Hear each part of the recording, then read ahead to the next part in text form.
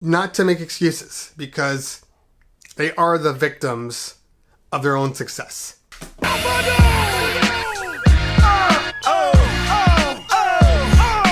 What's going on, everybody? It's your man Cleveland Terry, and today we got another update from FaZe telling us that we're going to have the product delayed again. Now I know what you're thinking. It's time to riot. It's time to cancel. It's time to go get your money back. Let's go with something else. I get it. I feel you. I thought the same thing. But before they made this announcement, I was in talks with FaZe. FaZe actually contacted me based upon the videos that I've been posting. They wanted to clear up some misunderstandings and just ultimately just kind of talk about the situation and what's really going on with the product. So I obviously jumped on this because you know that it's very important to me. I love this product. I can't wait for it to come out, but I really wanted to get as much information as possible. So we were playing a little phone tag. It started last week when they emailed me. They're located in Paris, France, so there's a huge delay in communication. You know, when they send me an email at 8 in the morning, their time, it's 12 a.m. my time. So there's this almost a full day that we're trying to coordinate and get timing down. So up until Monday night, I said, well, fine, I know there's a delay. Why don't you guys call me at 12 o'clock, 1 o'clock a.m. I'm up anyway. That's us DJs. That's what we are. So let's just talk about it then. And then we couldn't make it happen. So we arranged for 9 a.m. my time in the morning, which was actually, I believe, 6 p.m. her time. Right off the bat, the person that's been sending out the updates, the person that's been kind of explaining why things are delayed and you've been getting all this information from, her name is Camille. And Camille is actually one of the point people for the FaZe product. She is kind of the frontline representative for the product. Her and another man named Cedric are the two that are always out. So if you go to NAMM, if you went to NAMM last year, those were the two that were there. If you go to NAMM this year, same situation, they will be there.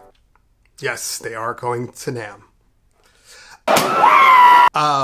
So finally, when we were able to connect, she right off the bat wanted to say she appreciated the videos because it's important for them to see what the world is thinking and to be able to hear the good points, but also hear the bad points and how they can correct the situation.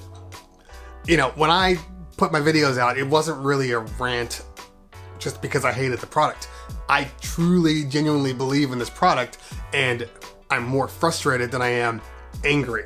And I think a lot of you people out there are the same way. You just want the product and you want it to work. Obviously, they delayed again. And, I know a lot of people, knee-jerk reaction was to cancel the first time. Even more people were to cancel the second time. The third people to cancel now. But I'm going to tell you this.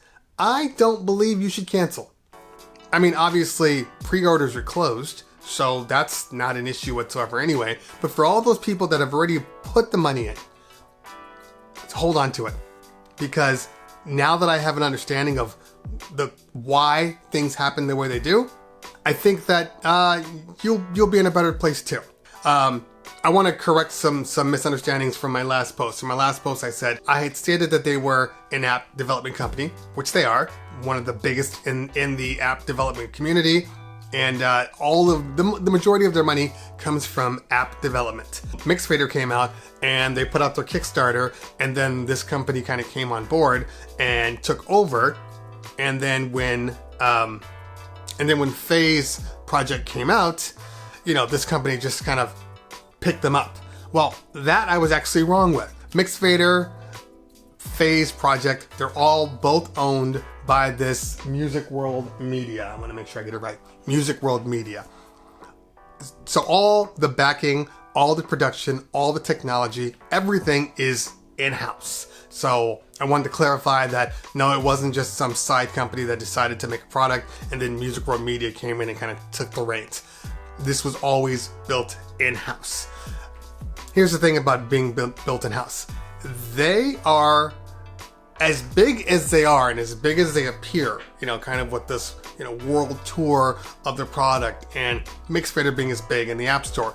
The actual engineering department for Phase is very small. So obviously we have a software unit, which is the Music World Media, which produces all their apps.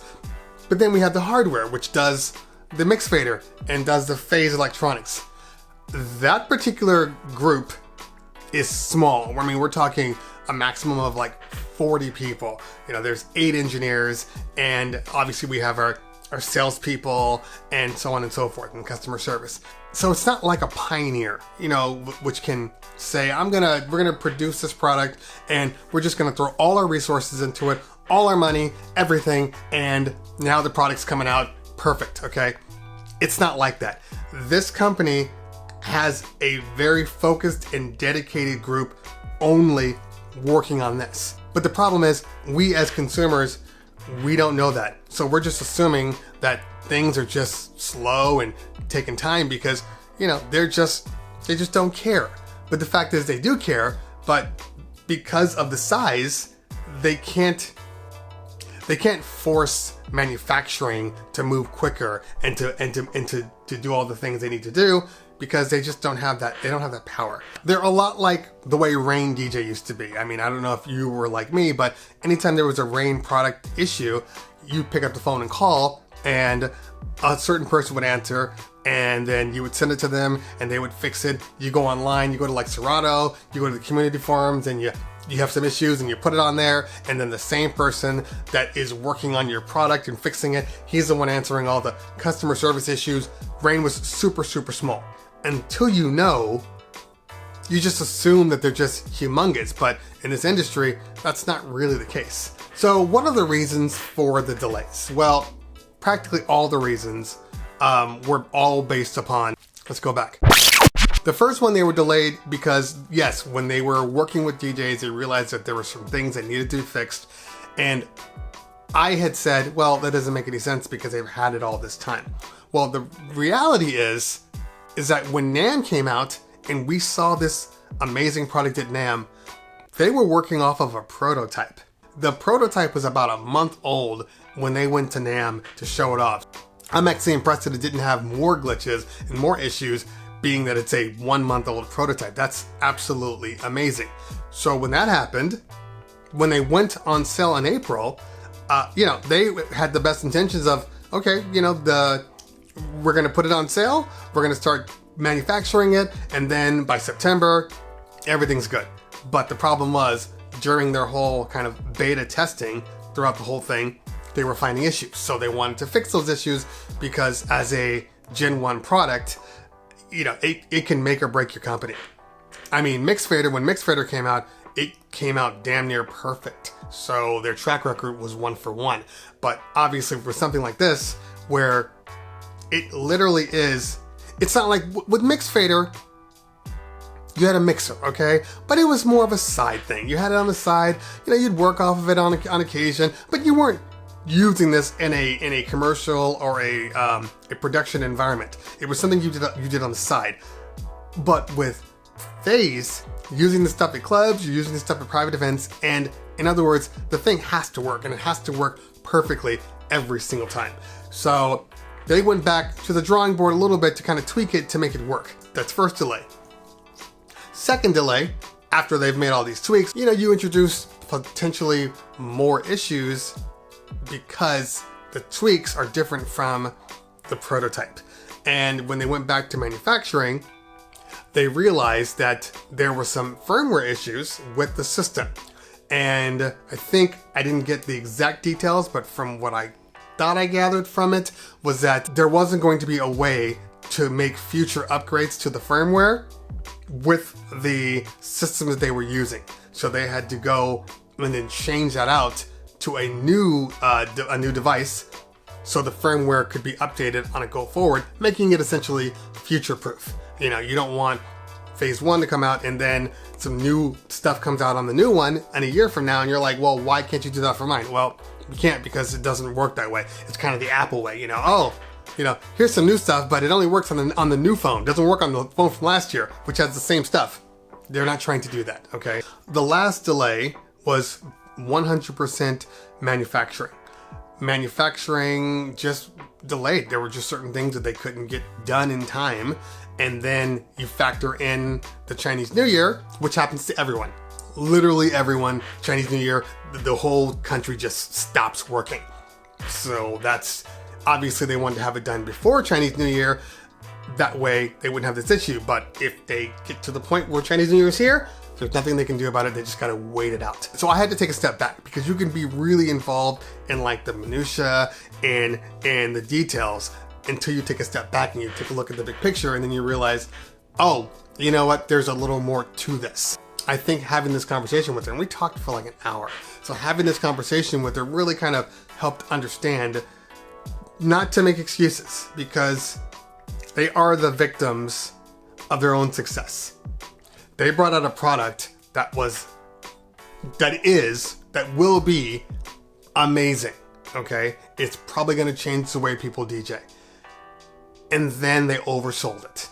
They oversold it with the understanding or with the hope that everything was gonna work out on the back end. But they didn't really know if it was gonna work out. So they got egg on their face because they kept telling people, everything's great, not a problem, this is gonna happen, and then it doesn't happen.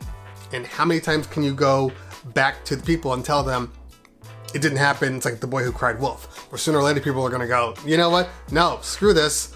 I don't want it anymore. I don't trust you. And it's one of the first things that I said. You know, the readjusting of the date, it makes this whole situation seem far worse than it needs to be, because it wasn't a Kickstarter. And obviously she understood. And she said, yeah, we're working on that. And obviously based upon her last email, really just trying to be more transparent with things that are going on. Again, though, it's all based upon just over marketing, and the product is coming out. It will be out in March, and I'm sticking my own little reputation on this based upon the conversation. I didn't feel any type of like gamesmanship on the phone call. It was just a person that has been dedicating their life. Not their life, that has been dedicating the last couple of years to this product. And they know how great the product is going to be if they can get it to market. A couple of things to note. If something were to go wrong with the product, you still have warranties. They're gonna have enough product that if you send it in, they're gonna send you a new one. They're gonna figure out what happened to the other one so they can fix it for future. All those things are gonna happen. So it's not like a fly-by-night company that's just gonna give you the product and then run away. If anybody has a mixed fader, I have a mixed fader. I mean, there were updates constantly for at least a year, you know, with making sure that that it worked the way people intended it. And the fact that they're actually using DJs says a lot about the company. The fact that they want to make sure that the product is right says a lot about the company. And the fact that they aren't afraid to admit when they're wrong and go out and get help from people says a lot about the company. And based upon my conversation with them, I trust them more than ever. Full disclosure, I'm not getting any free stuff. I'm not getting a leg up on shipping. I am not getting anything. I am just like you guys. So this is just a person talking to you, coming from the standpoint of, it's a product I want, it's a product you want, and I think we just want to know all the information, and we just want to be aware of what's going on. So should you cancel? No, do not cancel. Just wait it out. March is the time. It's coming out in March. And the reason it's coming out in March now is because they actually can give actual true manufacturing, because it's all manufacturing now. It's not about the product. The product is fine. It's literally just sitting, waiting to be done, packaged up, and then delivered out. So I can wait. I can wait for a product that may change my life, at least my professional life. So guys, if you have any more questions, drop them down below. Sorry, battery died. Go ahead and leave them in the comment section below. I'll try to answer them if I have any more information. I'll tell you if I do, I'll tell you if I don't. So guys, once again, always a pleasure. And if I don't talk to you later, we'll talk soon. Peace.